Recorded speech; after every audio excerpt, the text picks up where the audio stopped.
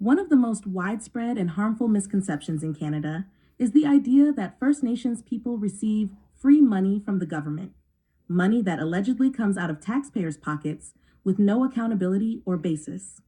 This myth not only fuels resentment and racism, but it also distorts the truth about Canada's legal and historical obligations to Indigenous peoples. In reality, financial transfers to First Nations are not charity. They are the result of treaties, land agreements, and constitutional responsibilities. Understanding this distinction is essential to advancing reconciliation and repairing relationships between Indigenous and non-Indigenous people in Canada.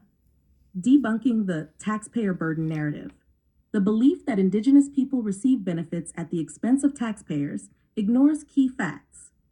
First, many Indigenous people pay taxes themselves, especially those who live and work off reserve.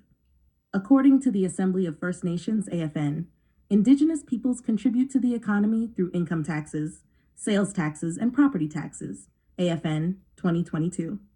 Second, federal transfers to First Nations are not a form of welfare or a bonus for being Indigenous. They are part of long-standing, legally binding obligations established in treaties and reinforced by the Constitution Act, 1982, Section 35. Another piece of misinformation is the notion that Indigenous communities are awash in federal money.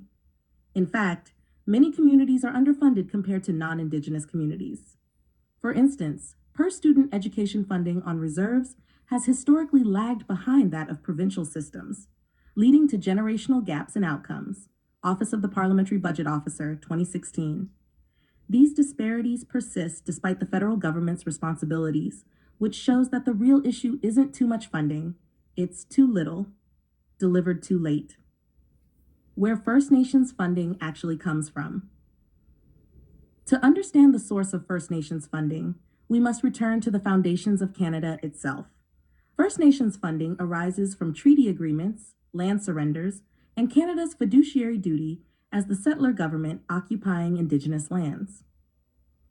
When European settlers arrived, they could not legally or peacefully establish colonies without the consent of the Indigenous nations who already lived on the land. This consent was negotiated through treaties in which First Nations agreed to share land and resources in exchange for specific promises that included the provision of healthcare, education, land, and annual payments or annuities. These treaty obligations were not one-time transactions. They were meant to last for as long as the treaties remain in effect, which is forever.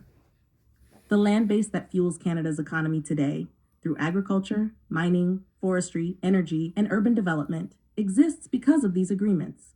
In return, the Crown agreed to uphold its side of the treaty bargain, which includes financial compensation and support for First Nations, CRNAC 23. It's not a handout, it's a bill. Framing First Nations funding as a taxpayer burden distorts the truth.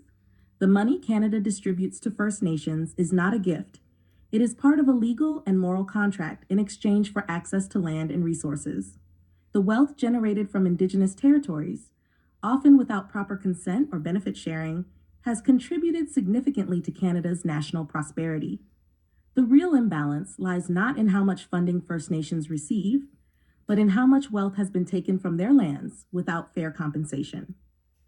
Conclusion: dispelling the myth of free money is a step toward truth and reconciliation. The reality is clear. First Nations funding is not about handouts or guilt payments.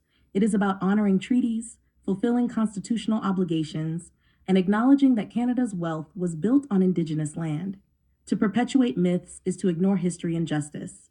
To understand the truth is to move one step closer to mutual respect and accountability.